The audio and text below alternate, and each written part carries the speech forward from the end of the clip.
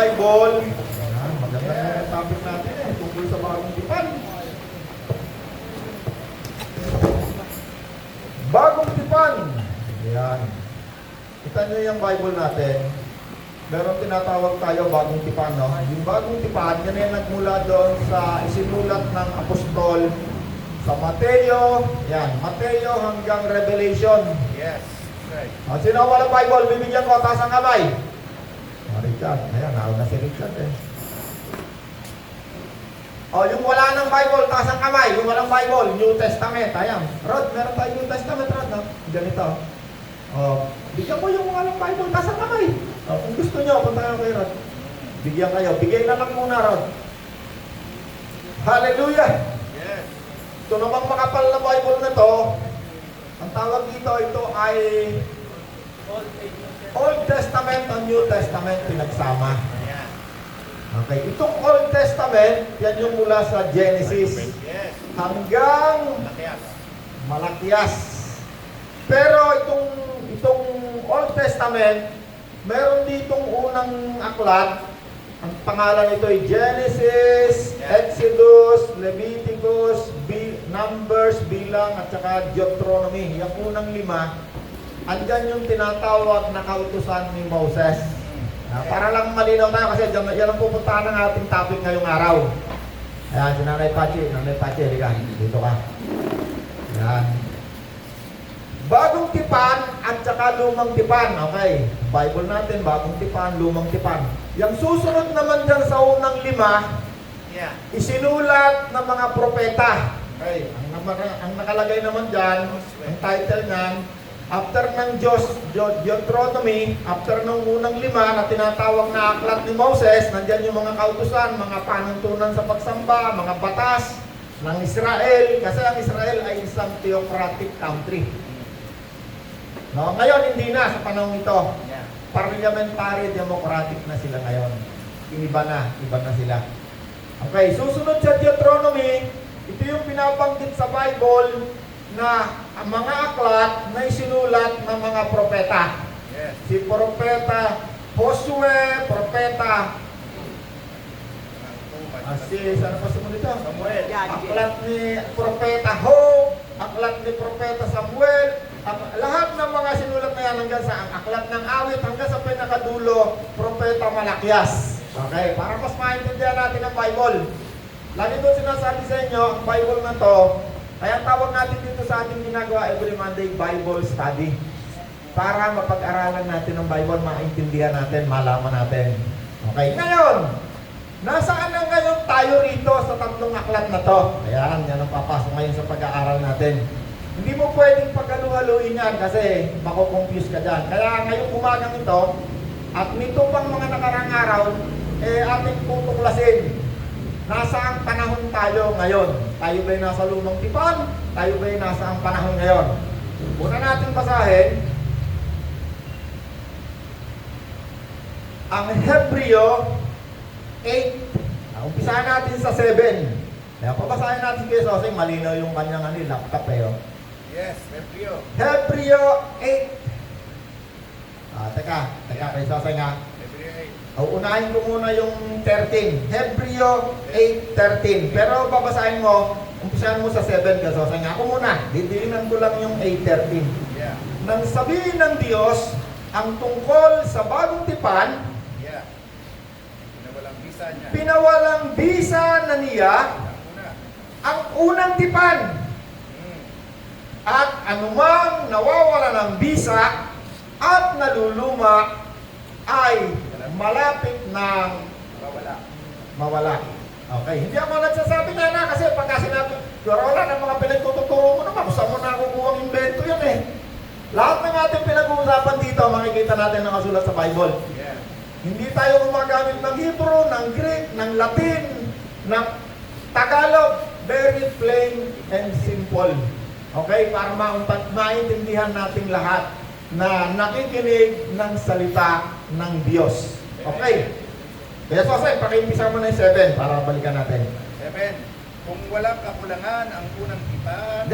Nag-umpisa tayo sa 7. 8, 7 hanggang 13. Kaya Jose. 8, 7 hanggang 30. Okay. Kung wala, sorry ha. Kung walang kakulangan ang unang tipan, hindi na sana nangailangan pa ng pangalawa.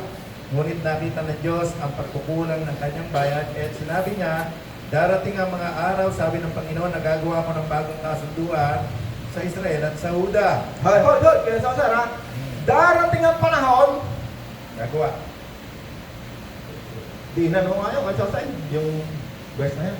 Yan. Kaya sinabi ng Diyos, Kaya sinabi niya, darating ang mga araw, sabi ng Panginoon, darating ang araw, sino nagsabi? Panginoon. Ang Panginoon, ha? Ang Diyos ang nagsasalita, ha? Hindi ako, ha? Hindi ko sinabi. O, isang araw, yung lumang tipan, anuhin na natin yan, mawawala na ng visa yan. Okay, hindi ako nagsasabi, ha? Ang Panginoon. Yeah. Darating ang araw, sabi niya, sabi ng Diyos, sabi ng Panginoon, naggagawa ako ng bagong gagawa ako kasunduan ng bagong kasunduan, sa Israel at ng sa- bagong tipanan Yeah. sa Israel at sa Huda. sa Juda. Okay. Kanino gagawin yung tipan? Sa Israel at sa Huda. Actually, hindi tayo kasali pa. Wala pa tayo, hindi pa tayo kasali. Yeah. Nakasali lang tayo dyan.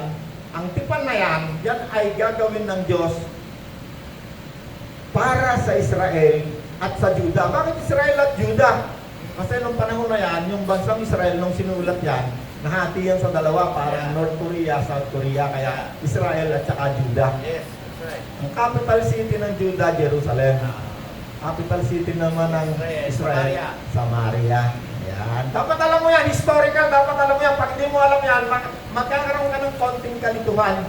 Okay, binabanggit namin yung history para malaman natin bakit Israel, Juda. Okay, kanino gagawa? Sa Israel, sa Juda. Okay, hindi pala tayo kasali. Ang sagot dyan, kaya tayo hindi nakasali.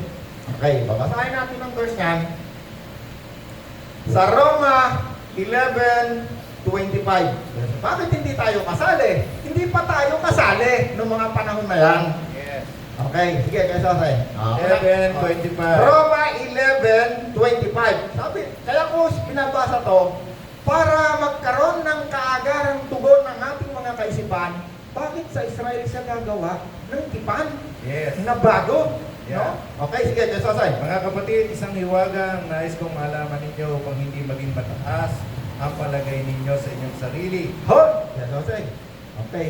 Sabi rito sa binasa ni Kuya Sasay sa Roma, merong isang hiwaga Nice. para hindi maging mayabang ang mga hentil, tayo, at Yeah. tingin natin sa ating mga sarili. Yes. Okay? Bakit sabi ng Diyos, gagawa siya ng tipan sa Israel? At Huda. Sapagkat, noong mga panahon na to, talagang hindi pa tayo kasali nung panahon na yan na sinulat yan. Amen. Ang Panginoon, hindi yan kailanman nagpunta sa lugar ng mga Gentile, Yeah. kundi yan, nangaral muna yan sa loob ng Israel. Pagala-gala siya dyan, pabalik, parito siya sa loob ng 3 taon.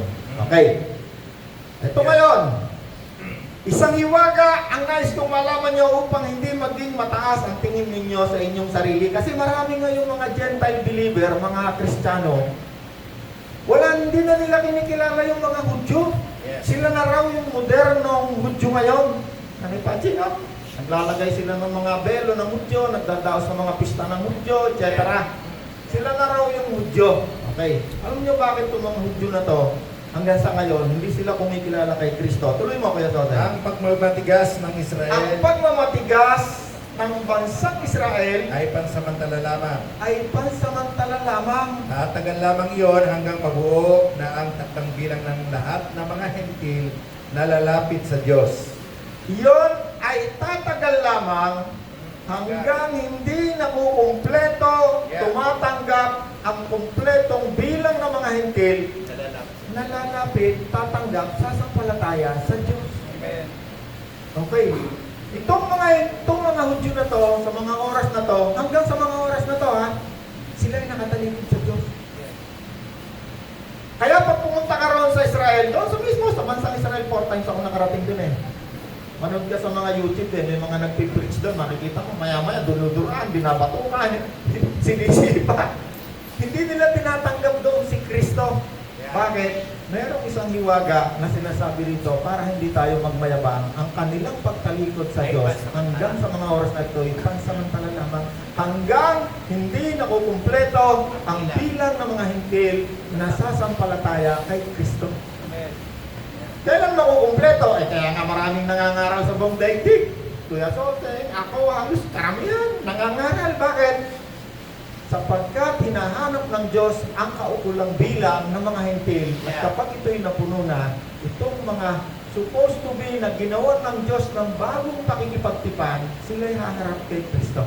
Yes. Okay, yun ang sagot. Bakit sa mga Israelita lamang gagawa ng tipan? Sapagkat ang Diyos, nung siya'y gumawa ng tipan sa Israelita, hindi siya tinanggap. Konti lamang ang tumanggap sa kanila. Yeah. Number 1 tumanggap, yung mga apostol. Yung 12 apostol. Yeah. Okay. Yung apostol na yan, mula Genesis hanggang Revelation, nandyan nga sila, hindi sila nawawala kasi lahat sila Hudyo. Yeah. Wala isang mga apostol na naging alagad ni Kristo na hindi Hudyo. Yes. Lahat sila ay tinatawag na mga Hudyo. Yes. Sila ay galing sa lahi, sa pisikal na lahi ni Abraham. Amen? Okay. Sabi rito, ano naman itong tinatawag na Old Testament? O, basahin natin itong ilang halimbawa ng Old Testament sa New Testament at saka itong sinulat ng mga propeta. Ang isang halimbawa dyan ng Old Testament ay sa Deuteronomy Yes. 28. Okay. Okay. Yeah. Pero teka, Kuya Joseph, bago natin yung basahin, unahin muna natin itong 2 Korinto 3 hanggang 7. Okay. Babasahin ko na para mas mabilis. Yeah. Okay. Nasa bagong tipan tayo ngayon ha. Lumang tipan, ngayon bagong tipan. 2 Corinthians 3:4. Yeah. Nasasabi namin ito dahil kami ay may pagtitiwala sa Diyos sa pamamagitan ni Kristo. Amen. Kung sa aming sarili lamang, no, sabi ng mga apostol, wala kaming kakayanan na gawin ito, subalit ang aming kakayanan, abilidad, Ay, kaloob. ay kaloob ng Diyos. 6. Binigyan niya kami ng kakayahan na maging lingkod Babutipan. ng bagong tipan. Yeah. Okay, lahat ng mga apostol, ang kanilang abilidad, ang kanilang karunungan ay binigay ng Diyos. Di ba, nung makarang linggo, natutuwa natin si Kristo, ang karunungan ay binigay sa atin. Siya ang ating karunungan, siya ang ating kabanalan, siya ang ating katuwiran, Yeah. siya ang ating buhay, siya ang ating kaligtasan. Okay. Itong mga apostol na sinulat ng mga apostol yung New Testament. Ayan ang sinulat ng mga apostol. Lahat ng nandyan, ang nagsulat dyan, apostol. Lalong-lalo na si Apostol Pablo. Si Apostol Pablo ang halos sumulat ng kalahati dito, mahigit sa kalahati. Actually, hindi siya kasali sa 12 eh. Siya ay taga-usig ng mga unang sumampalataya kay Kristo. Pinagpapapatay niya yung mga Hudyo na sumasampalataya kay Kristo. Okay. Sana yung binabasa ko, no? 2 Corinthians 6, binigyan niya kami ng kakayanan na maging lingkod ng bagong tipan. O, kasama na tayo ron, siyempre, Kuya Joseng, ano? Bakit tayo nagkaroon ng kakayanan, ng abilidad na tayo maging lingkod ng bagong tipan? Unang-una, sapagkat dito sa tipan na ginagawa ng Diyos sa lumang tipan or sa bagong tipan, hindi ka pwedeng maglingkod na ikaw ay hindi malinis. Doon sa lumang tipan, bibisik ng dugo para mapatawad mga kasalanan.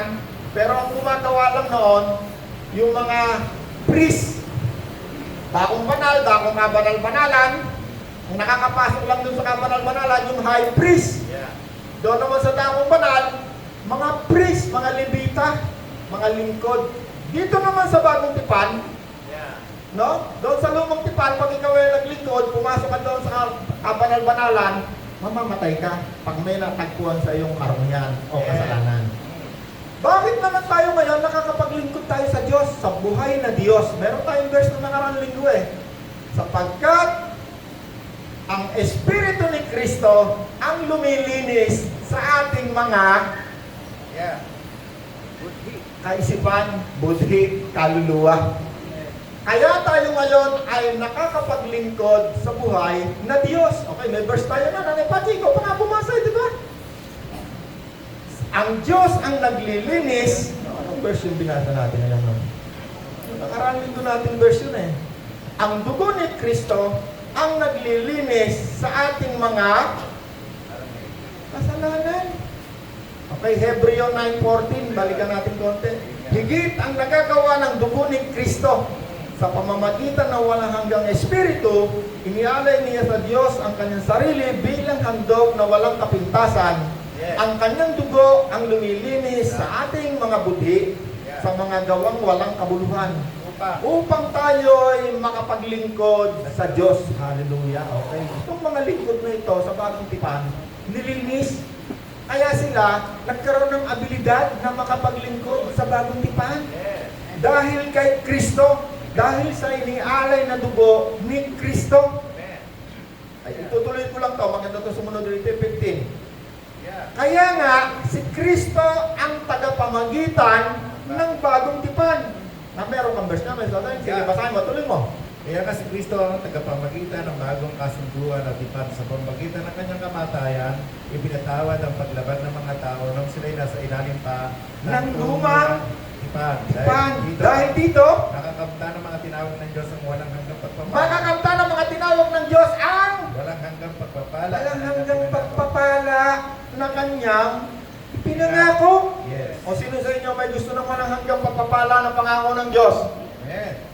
Dito sa bagong tipan, merong pinangako ang Diyos sa atin. Ano yon? Walang hanggang pagpapala.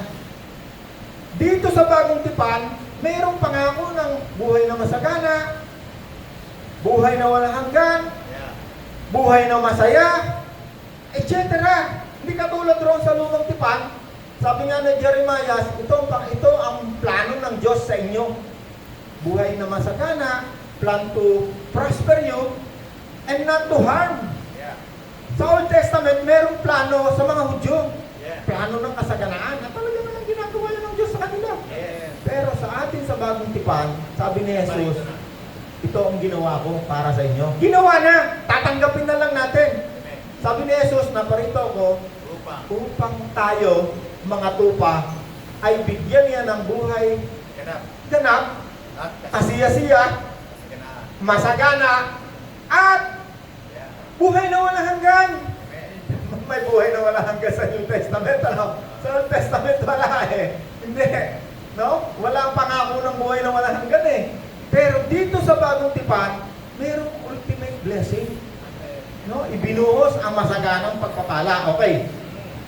Tingnan naman natin ngayon anong nilalaman ng lumang kautusan ni Moses. No? Yan yung nabanggit ko kanina, yung Genesis, Numbers, Deuteronomy, yung unang 5. Andyan nakalagay yung tinatawag na mga kautusan ni Moses. Andyan yung mga batas ni Moses, andyan yung mga decree sa pamumuhay ng mga Hudyo, mga palatuntunan, mga alituntunin sa pagsambahan. Andyan lahat ng mga law. Kaya ang tawag, Law of Moses ang tawag dyan. Basahin natin ang Deuteronomy 28. Deuteronomy 28. Tingnan natin muna ang una, no? Ito yung mga nakasulat dyan. Deuteronomy 28, 1 to 15. Yan, basahin mo kaysa sa'yo, mabilis. Kung susundin lamang ninyo si Yahweh na inyong Diyos at tutuparin ang kanyang mga utos, Hold, kinasosa niya, no? Kung, sabi diyan sa Old Testament, kung susundin ninyo, tutuparin ang kaniyang mga utos. No, yan yung binabanggit ko, yung sa Old Testament, yung unang 5, Law of Moses, ano, nandyan yung huwag kang sasamba sa Diyos-Diyosan, huwag kang ganito, huwag kang ibigay mo yung ganito, ibigay mo yung ganon. Kung, sabi doon, ano, may mga kondisyon, kung susundin ninyo, anong mangyayari, Kuya Soseng? kanya mga gagawin niya kayong pinakadakila Gagawin niya kayong pinakadakila. sa lahat ng mga bansa sa balat ng lupa. Okay, sige, tuloy mo pa, mabilis. Mapapasa inyo ang lahat ng mga pagpapalang ito kung susundin Masasa ninyo inyo ang ang mga Diyos ninyo. pagpapala. Ang disisya, pagpapalain niya kayo sa inyong mga bayan, Pagpapalain niya sa kayo. inyong mga bukid, pagpapalain niya kayo Pagpapalain ninyo mga taniman. kasaganang ani sa inyong lupain, Kasaganaan. maraming alagang hayop, pagpapalain niya Pauulan ang inyong ang buhay. inyong inahing butil, naning butil at mga pagkain Ang inyong mga pananim, pagagandahin. Pagpapalain niya kayo sa lahat ng inyong gagawin. Pagpapalain. Ang mga kaaway na magtatangkal lumaban Ang sa mga inyo kaaway niyo, ay matatalo nyo. Tatalunin ninyo. Sasalakayin niya kayo ngunit magkakanya-kanya sila ng pagtakas. Tatalunin ninyo mga kaaway. Papalain niya ang inyong mga kamalig, ang lahat ng inyong Ang gawain. inyong lalagyan ng pagkain. Papalain niya kayo sa lupaing ibibigay niya sa inyo. Hallelujah. Yeah, sa gayo, makikita ng lahat ng bansa na kayo'y kanyang bayan at matatakot sila sa inyo. Basta sa nagkanain niya kayo sa lahat ng bagay, pagdating ninyo sa lupaing ibibigay sa inyo. Hallelujah. Hold so, ano, tinan mo sa katutang na pagpapala ang pinangako, no? Pero ang una doon, kung susundin ninyo Yeah. ang mga kautusan, ang mga alituntunin. O, tingnan mo naman, pag hindi naman na, tuloy mo na kasi sa 15 na, 15. Yeah. Kung hindi naman natin yan masunod, Yeah. yung mga alituntunin, subalit. Hindi kayo makikinig. Anong verse lang kasi sa 15 na yan? Oo. 15. Subalit. Kung O, hindi yan kayo ang may makikinig. counterpart niyan, ha? Yeah. Kung hindi kayo makikinig kay Yahweh na inyong Diyos at Kung hindi hindi susunod ninyo susundin sa kanyang mga utos at ang tuntunin kanyang mga utos at at tuntunin tuntunin, ibigay ko sa inyo, Alright. mangyayari sa inyo ang mga ito naman ang mangyayari sa inyo. Susumpain niya kayo, Susumpain ang niya inyong mga kayo. lungsod, ang inyong mga bukid. Ang mga bukid nyo, Susumpain ang mga imbakan, ang mga susumpain ang inyong inyong mga imbakan ng pagkain. Susumpain niya kayo sa pagkakaroon lamang kayo ng ilang anak, mahinang anis, kaunting alagang hayop, mabibigo Pagkakaroon kayo. kayo ng mahinang ani, mga hayop nyo, di magkakanak. Mabibigo kayo sa lahat ng inyong gagawin. Kabiguan, Madadalhan niya kayo ng kahirapan, kaguluhan, Kahirapan, kabiguan sa lahat ng inyong kaguluhan. gagawin hanggang kayo malipol. hanggang kayong malipol. Hindi na kayo aalisan ng salot hanggang sa maubos kayo. Dadapnan kayo ng salot hanggang Puli kayo kayo ni maubos. Yahweh sa pamamagitan ng sakit, pagkatiyo, Sakit. nag-aapoy na lagnat, namamaga ng katawan, sakit sa balat. Sakit sa Dadalhan balat, niya kayo ng kung matinding ketong, init mga at tuyo. pulitong. Hindi kayo titigilan ng mga hanggang ito hanggang hindi kayo nalilipol. Ayaw na kayo sabi.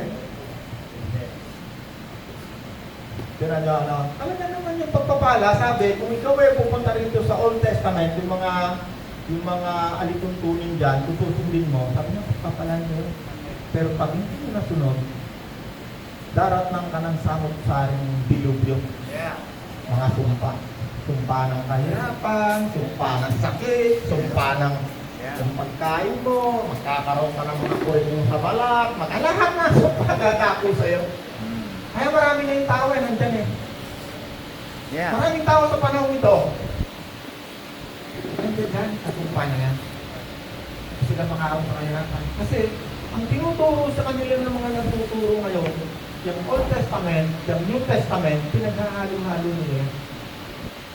Kasi napakaraming utos dyan sa Old Testament. Ang isa yan, huwag kang kakain ng baboy sa Old Testament. Yeah. Huwag mong aahitin yung balbas mo. Yeah. Yung lupa mo, yung bukid mo, sa ikapitong taon, huwag mo yung tataniman. Yung utang sa iyo, pag may nangutang sa iyo, after ilang years, huwag mo na yan sisingilin. Yeah.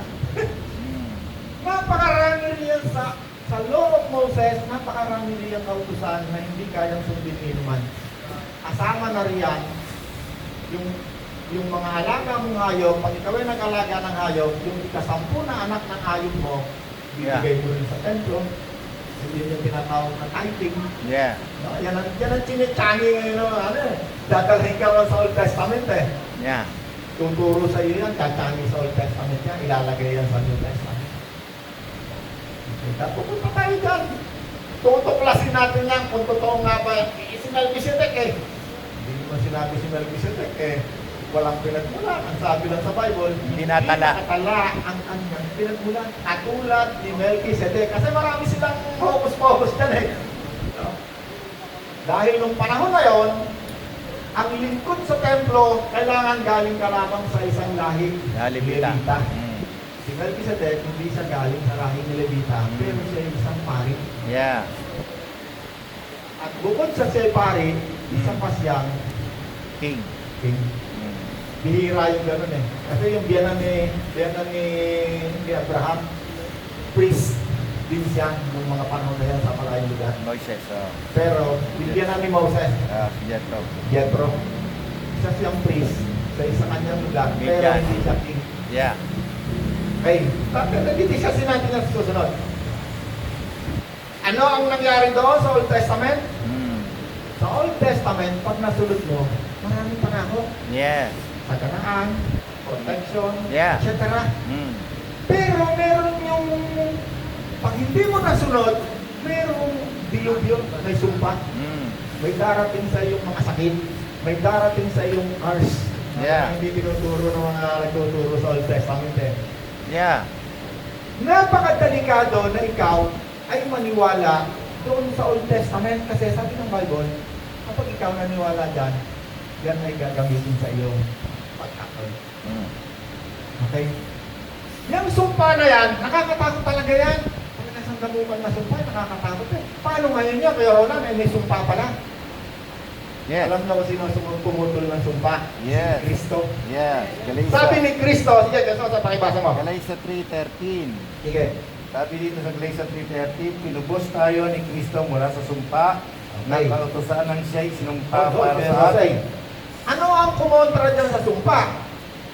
Sa bagong tipan, yung mga Hudyo na nando doon sa lumang tipan, kapag sila'y humarap na kay Kristo, no? Sabi ni Kristo, yung sumpa na napaniwalaan nyo, sabi ng bagong tipan, ay pinutol ni Kristo. Yeah. Pinubos. Yeah.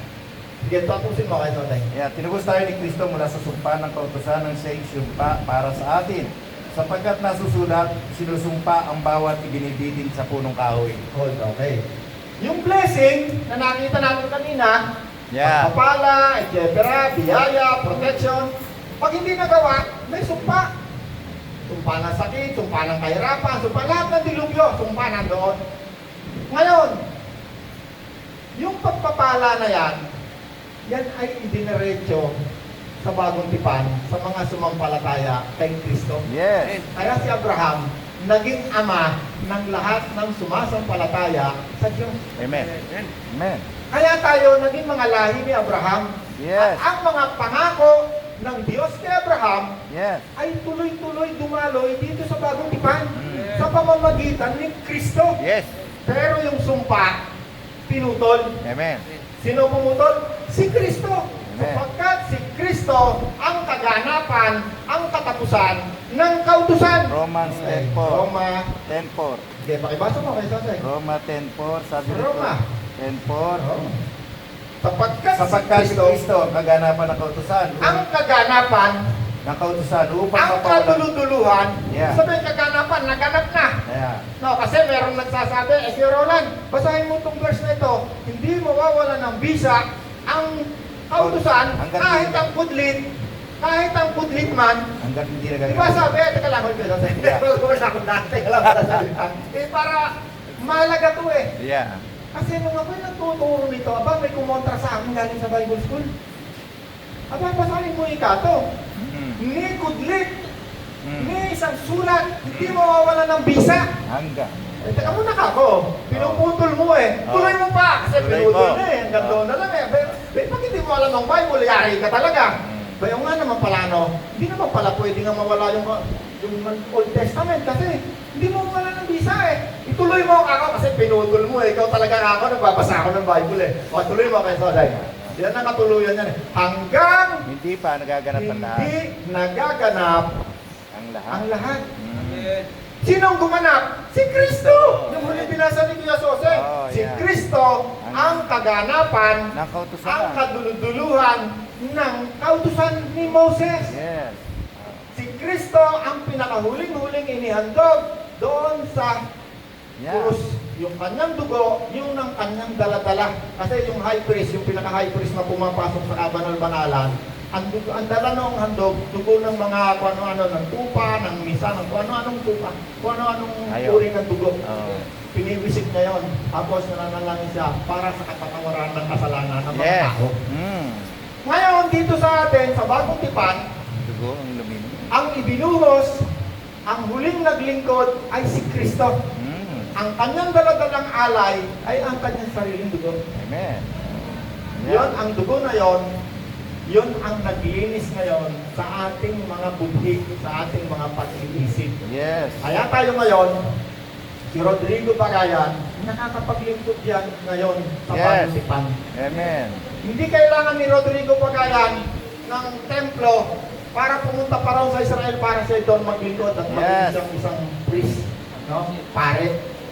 Kaya sabi, tayo ngayong tumanggap kay Kristo, ang tawag sa atin ngayon, mga isang holy nation, royal priest. No, tayo'y naging mga priest, naging mga tagapaglingkod tayo sa bagong tipan.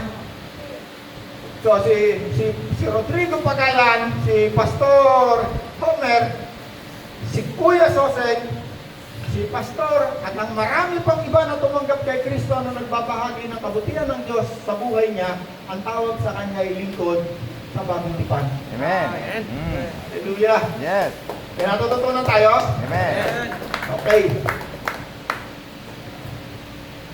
Sa Old Testament, yung unang libro, isinulat ng mga propeta, yung Prophet Jeremias, Prophet Isaias, hanggang sa doon sa Prophet Malakyas. Malakias. Yan ang sinulat ng Malakay. mga propeta. Mm. Isinulat ng mga apostol, yung New Testament, magmula kay Mateo hanggang kay Apostol Juan the Revelation, sa Revelation. Yeah. Yan, para malinaw. Mm. Okay. Roma 10. Ayaw, kaganapan ng Efeso 2:20 Yes. hanggang 22. Okay. Peso 2:20. Sabi ng Efeso 2:20, Kuya Jose, pakisulat. Tulad ng isang gusali, Tayo'y itinulad sa isang gusali. Okay, sabi ng Efeso sa New Testament, ay tinayo sa pundasyong inilagay ng mga apostol at mga tayo'y propeta itinayo sa pundasyon na inilagay ng mga apostol at mga pulya. at mga propeta. Yes. Hindi tayo itinayo sa kautusan ni Moses Amen. at sa lumang mga kautusan sa unang tipanan. Yes. Okay? Ano raw tayo? Tayo'y katulad ng mga gusali Tinayo na sa itinayo pundasyon. ng mga apostol Amen. na ang batong panulukan na ginamit Ay, si Kristo. ay walang iba kung hindi si Kristo. Amen. Kita ninyo tayo rito, 30 years na tayo rito, nagba-Bible study tayo. Lagi natin pinag-uusapan dito tungkol kay Kristo. Amen? Hindi ko sinabi sa, ikaw, yung 10% na sweldo mo, sabi sa Deuteronomy, yung 10%, pag hindi mo binigay, hindi ka pagpapalain. Hindi ingatan ng Diyos yung kabuhayan mo. Nakaw, magkakaroon ka ng sakit pag yung 10% na sweldo mo, according sa law of Moses, yung withhold. Yeah. Ano naman ang sabi sa New Testament? Mm. Pinagpala Amen. ang mga taong masaya na nagbibigay sa Diyos. Yeah. Na maluwag sa loob at hindi napipilitan lamang. Kita niyo, sa Old Testament at New Testament, mayroong magkakaibang hindi mo pwedeng pagaluin. Hindi mo pwedeng pagaluin. Kasi mako-confuse ka. Yung mga tinatawag na mga bayarang propeta, bayarang pastol, marami ngayong tinatawag na bayarang pastol eh. Ang mga propeta, marami rin mga tinatawag na bayarang propeta. Yes. Kaya yung tunay na propeta, pag nagsalita sila, ako hindi ako naging propeta para kumita. Ang mga propeta, nagsasalita sila. Hindi ako nag-aral para maging propeta at hindi ko profesyon ang pagiging propeta. Hindi ko kabuhayan ng pagiging propeta. Ang mga tunay na propeta, nagsasalita ng gano'n eh.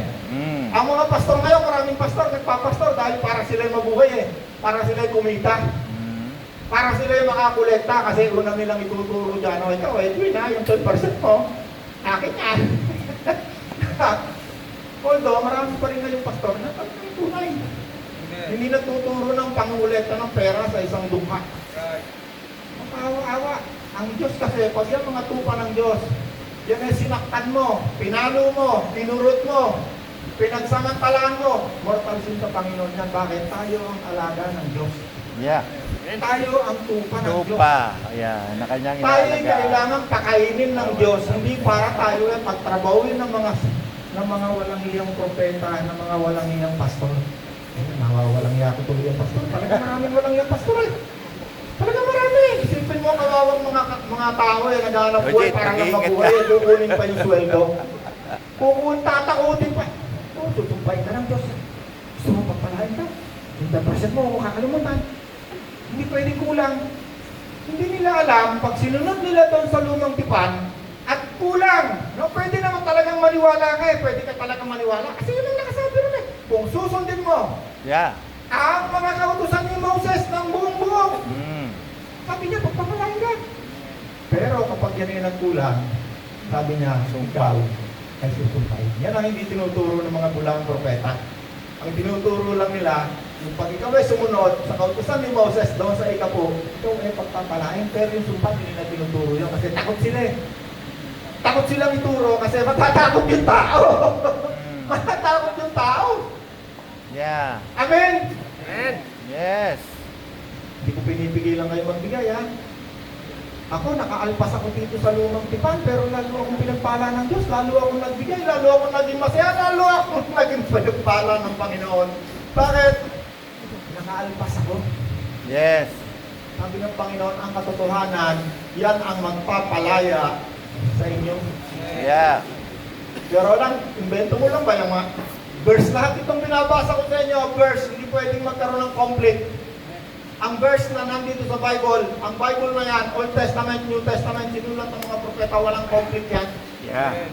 Para yung isang sinulit na tuloy-tuloy ang tahingan, wala diyang magtaguhol. Tuloy-tuloy yan, Genesis to Revelation, makikilala mo dyan si Kristo. Amen. Yeah. Amen! Yeah. Sa Genesis, makikita mo, ang Panginoon nandun. Lumilikha. Sa aklat ng mga sinulat ng mga propeta, nandun din siya, sa awit, sa lahat. Pinapropisa yung pagdating ng tagapagligtas ni Kristo, ng Mesiyas. Amen. O pagdating doon sa New Testament, Mateo, hanggang Revelation, nandun pa rin si Kristo, hanggang Revelation, nandun pa rin. Sabi ni Kristo, palakpakan natin ang Panginoon. Sabi ni Kristo sa Revelation, ako ang Alpha, ako ang Omega, ako ang simula, ako ang darating. Ako ang simula, ako ang wakas, ako ang darating. Amen. Okay. May natututunan tayo? Yes. Yeah, okay, so... Basahin ko na, Brad. Sige, kasi tayo. Ngunit ngayon, dahil sa inyong pakikipag-isa kay Kristo Jesus, kayo na dati malayo sa Diyos ay inilapit sa pamamagitan ng dugo ni Kristo. Hallelujah. Ngunit ngayon, tayo mga hintil na dating malayo, kasi dati mga Hudyo lang ang nandoon na sumasamba sa Diyos. Wala tayong partisipasyon. Yeah. O, yung Bible na yan, sa New Testament, sa Old Testament, pag yan ay binasa mo, pagka hindi yun nandyan, ang nakalagay sa iyo, tayo, hindi tuli o hintil. Yeah. Dalawang klase lang ang tao dito sa Bible. Sa Yeah. Old Testament, pag binanggit doon, hindi tuli, o kaya ang mga hintil, tayo yun. Tayo, sabi dyan, tayo na dating malayo, mga hintil, Yeah. ngayon tayo ay inilapit Pamamagitan. sa pamamagitan ng dugo ni Kristo. Ano ngayon ang nangyari? Pinalitan ba natin ng mga Hudyo? Hindi. Anong nangyari? Nagkaroon tayo ng access lang sa presensya ng Diyos. No? Yung mga sinasabi niyo yun ng mga mambubudol, hindi ka, tayo na ika ngayon yung mga modernong Hudyo. Ang Hudyo, hanggang sa dumating si Kristo, yung mga Hudyo. Yes. Paano ngayon tayo mga hintil pagdating ni Kristo? Kahit hanggang doon sa pagbaba ng bagong Jerusalem, makikita mo ang pundasyon, nakasulat ang pangalan ng ating mga apostol. Yes.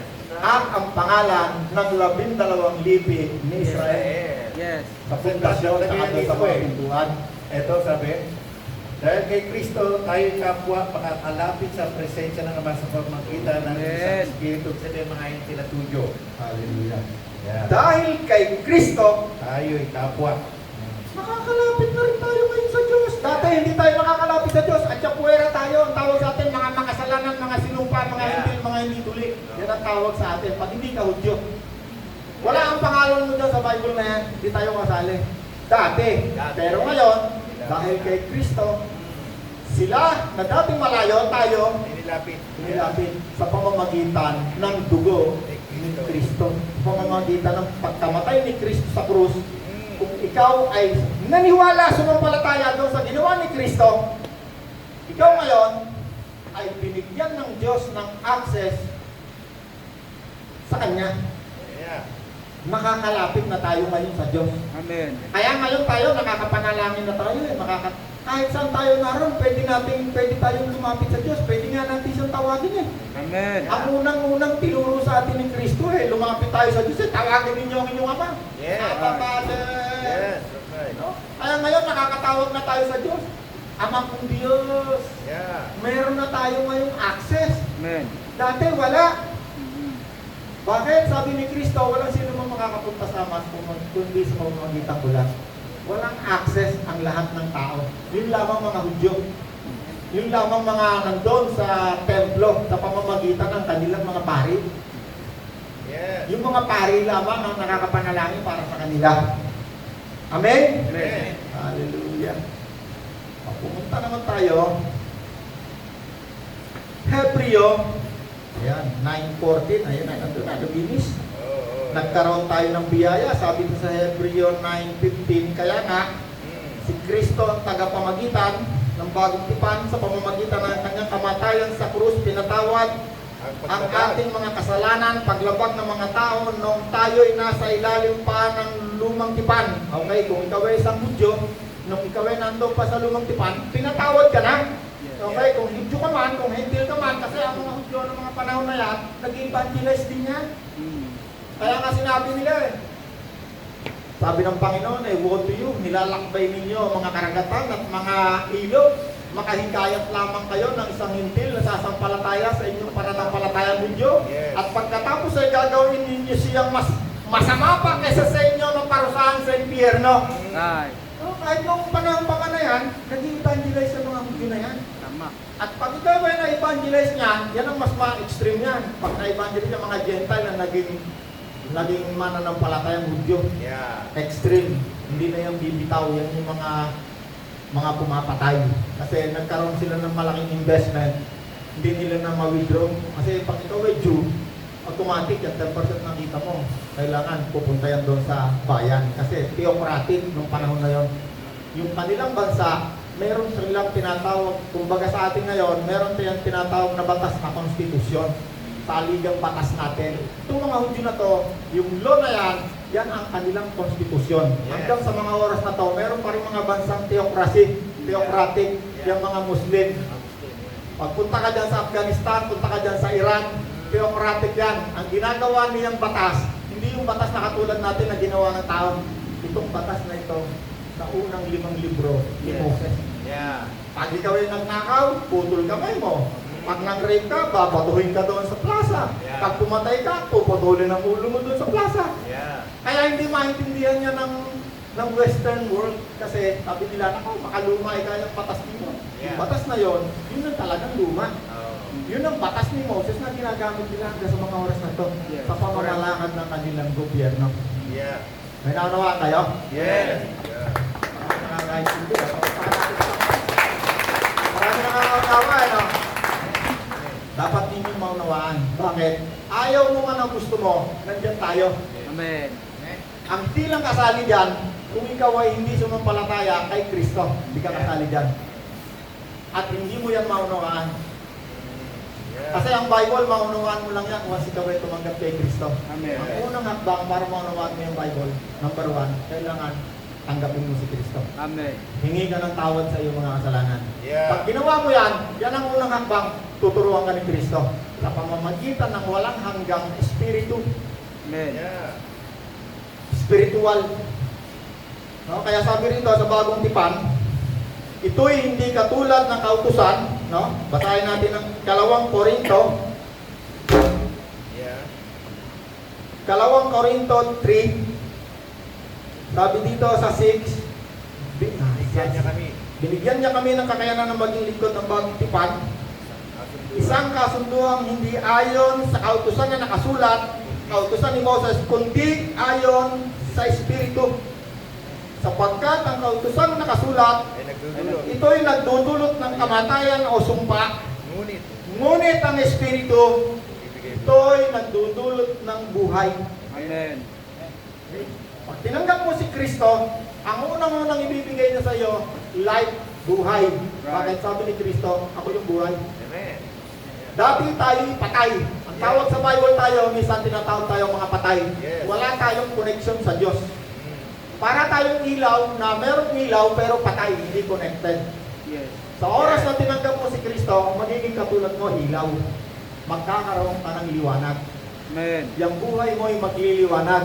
No? Kaya kung si Edwin, dati yung sugalero, dati yung sugarol, pag tinanggap niya si Kristo, dati yung nasa dilim, dating kasama mo sa dilim, magbababae, magnanakaw, lahat ng kadiliman, pag tumanggap kay Kristo, pagliliniwanagin niya una ang iyong sariling pag-iisip. Amen. Yeah.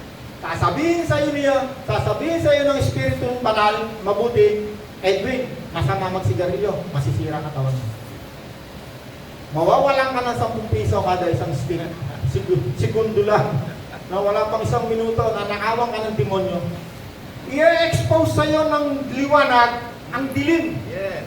Kaya sinabi, si Kristo ay liwanag. Amen. Amen. Siya ay magpapaliwanag sa iyong madilim na pag-iisip. Amen. Kung dati tayo, ang ating Diyos ay Diyos ng kadiliman, na siyang dumadaya sa mga taong ayaw sumampalataya kay Kristo. Amen. Pag tinanggap mo si Kristo katulad ko, unang-una mauunawaan mo bakit masama ang mga bagay na ginagawa mo.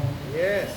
Bakit masama ang sigarilyo, 10 pesos isang stick, segundo, isang araw, 100. Makikita mo paano ka ninanakawan ng diablo. At dahil nagliliwanag ang iyong pag-iisip, ang iyong paningin, babantayan mo ngayon, hindi ka na mananakawan ng diablo. Amen. Magkakaroon ngayon ng pag-unlad ng buhay mo. Kung dati ikaw ay palubog, kung makilala mo si Kristo, yung pangako sa iyo ni Kristo, bibigyan kita ng buhay na masaya. Pag nawala ang sigarilyo pa lang, sabi ni Kuya Edwin, ikaw nga no, sama nga itong sigarilyo na to, 10 piso. 100 araw-araw nawawala sa akin ng demonyo na to, no? Talagang pag demonyo to, napaka-demonyo talaga ng demonyo na to. Kaya alam mo, 100 piso araw-araw, wala akong kamalay-malawin, tuwan-tuwa pa ako. Hoy, demonyo, halika. Ang bilog pa. Sabihin sa'yo ng Bible, sabihin sa'yo ng Espiritong Banal, kakasakit ka. Ano mo, maya-maya makakaroon ka ng sakit. Right. Kasi yan ang target ng Diablo. Sabihin sa'yo ng Diablo, 10 piso, 100 araw-araw, 10 araw, 1,000, 1 buwan, 3,000 ninanako sa akin. Napakawalang yung demonyo na to. Talagang wala-walang yan ang demonyo. No? Merong nasa likod ng pastor, mukhang anghel, pero demonyo. No? Nanakawan ka rin, pareho rin magnanakaw. Okay. Yung demonyo na yan, hindi mo yan makikita, hindi mo yan malalaman, hanggang wala kang liwanag. Kasi pag nasa dilim ka, wala kang makikita eh. Yes. Sino sa inyo na pumunta na sa isang lugar na kadilim-dilim? No, di ba yung kunwari may ilaw nga, nagkaroon ng brownout, ba wala kang makita? Kaya, kasi hindi ka ng kandila. Para makakita. Sabi sa Bible, nung wala sa iyo si Kristo, ang Diyos ng kadiliman sa Yeah. daigdig na ito, ang dumadaya, bumubulag sa iyong madilim na Yeah. pag-iisip. Yes. Kaya hindi mo maintindihan, may asawa ka na, gusto mo pang maglandi. No, hindi mo maintindihan kasi hindi mo nakikita yun eh, nasa dilim ka. Nabubuhay tayo sa dilim. Yeah. Pagsweldo mo, pupunta ka sa inuman, halakhakan kayo ng halakhakan, pag uli mo, walang makain mga anak mo. No? Mamaya-maya, makakaisip ka na magnakaw tayo. Ano mananakaw natin dito? Maya-maya, malalaman mo, nandun ka na sa kulungan. Wala ka ng trabaho, kahihiyan pa, hindi ka makauwi ng bahay. Yeah. Wala, kaya sa mga kapitbahay ko, nakahuli ako. Pero nung ginagawa mo, tuwang-tuwa ka sa ginagawa mo, pare, inuman tayo mamaya, nakajack pa tayo. Lagi kong sinasabi ang pagsisisi sa huli. Right. Ayaw ng Diyos, danasin mo yung huli. Kailangan, habang meron ka pang panahon, ikaw ay tumanggap kay Kristo, magbagong buhay. Amen. Kasi ang Diyos, laging meron kang binibigyan ng panibagong simula. Yeah. Yes. Habang ikaw ay buhay, no, kaya mo po hintayin ikaw ay mamatay. Kasi ang kamatayan mo, hindi mo alam, bukas patay ka na. Yes. No, hindi natin alam, kahit dami tayong kasamaan dito, nawala na, namatay na eh. Hindi natin pwede sabihin, si Nanay Pachi, malapit na to, ako malayo pa. Hindi natin alam, baka bukas, hindi ka na makita rito. Yes. Habang ikaw ay buhay pa, malinaw pa yung pag-iisip mo, yan ang panahon mo para ikaw ay magsisi. Amen. Kasi ang Diyos, ang Espiritu Santo, hindi ka niya ipoposes para ikaw ay puwersahin na magsisi. Yes. Ang gusto ng Diyos, gamitin mo yung binigay sa iyong free will, kalayaan sa pagpapasya. Amen. At pag yan ay ginamit mo, diyan kikilos ang Diyos sa iyo. Amen. Pag yung kalayaan na yan sa pagpapasya, ginamit mo sa pagtanggap kay Kristo, paghingi ng kapatawaran sa iyong mga kasalanan, ikaw ay naniwala sa ginawa ni Kristo sa krus ng Kalbaryo, binayaran. No, binayaran na. Kundi wala ka na lang gagawin kung hihingi ka na ng tawad kasi binayaran eh. Yeah. Pero hindi ka mababayaran kung hindi mo kikilalanin na ikaw ay makasalanan at hindi ka hihingi ng tawad sa Diyos. Right. Patatawarin ka lamang kung ikaw ay humingi ng tawad. Yes. Katulad ng isang taong nahuli ng asawa niya. No? Nahuli ako ng asawa ko kaya hindi na ako ng tawad. Hindi yung tunay. Yeah. Kaya lang humingi ng tawad yun, nahuli yun. Yeah. Hindi free will ang ginamit niya ron. Yeah. Right. Ang Diyos, binigyan lahat ang anghel at ang mga tao na tinatawag free will. Kalaya. Kalayaan sa pagpapasya. Asawa mo, hindi ka na pwede perdahin. Ako, hindi ko kaya. Yeah. Gamitin mo yung kalayaan mo sa pagpapasya. Amen. Kaya ngayong umaga, bago tayo magtapos, may oras pa tayo rin? Tayo lahat. Yeah. Kung gusto mong gamitin ng iyong pagpapasya, ito na yung panahon. Yeah. Huwag mo na hintayin na maubusan ka ng oras. Right. Ipigit mo ang iyong mga mata. Kung gusto mong magpasya, sabihin mo, Panginoon, Panginoon, patawarin mo ako sa aking mga kasalanan. patawarin mo ako sa aking mga kasalanan. Salamat, binayaran mo na ang mga kasalanan ko. Salamat, binayaran mo na ang mga Mula kasalanan ngayon, ko. Mula ngayon, ginagawa kitang tagapagligtas ginagawa kitang at Panginoon Panginoon ng aking buhay. ng aking buhay. Tinatanggap kitang Panginoon Natanggap at kitang Panginoon tagapagligtas. at tagapagligtas. Salamat po mula ngayon Salamat po, mula ay ngayon. inilapit mo na sa Diyos. Ako'y inilapit mo na At sa tatawagin ko ang Diyos, at tatawagin ko Ama ang kong Diyos. Diyos. Ama kong Diyos. Salamat po, Ama kong Diyos. Salamat po, Ama. Mula ngayon, ako'y anak mo na. Mula ngayon, ako'y At ang anak mo na. Panginoong Jesus na ang aking Panginoon. Ang Panginoong Yesus na ang Salamat aking po sa Panginoon. kapatawaran. Salamat po Salamat po sa kapatawaran. buhay na masaya. Salamat po sa buhay Salamat na sa masaya. buhay na masagana. Salamat po sa buhay na Salamat sa masagana. buhay na walang hanggan. Salamat sa buhay na May walang hanggan. pinagkaloob mo na sa amin ngayon. Pinagkaloob mo na sa akin. Salamat din Salamat sa din mga biyaya, sa mga sa biyaya, mga pagpapala sa mga na pagpapala inilaan mo na inilaan para mo sa amin. para sa akin. Mula sa oras na ito, Mula sa oras na ito, tulungan mo ako tulungan mo ako na lumakad sa na mundong ito lumakad sa mundong ito ayon sa kalooban mo. ayon sa looban. Kalooban, salamat po, Ama. Maraming Sa salamat po, pangalan Ama. ni Jesus. Sa pangalan ni Na Jesus. aking Panginoon. Na aking Panginoon. Amen. Amen.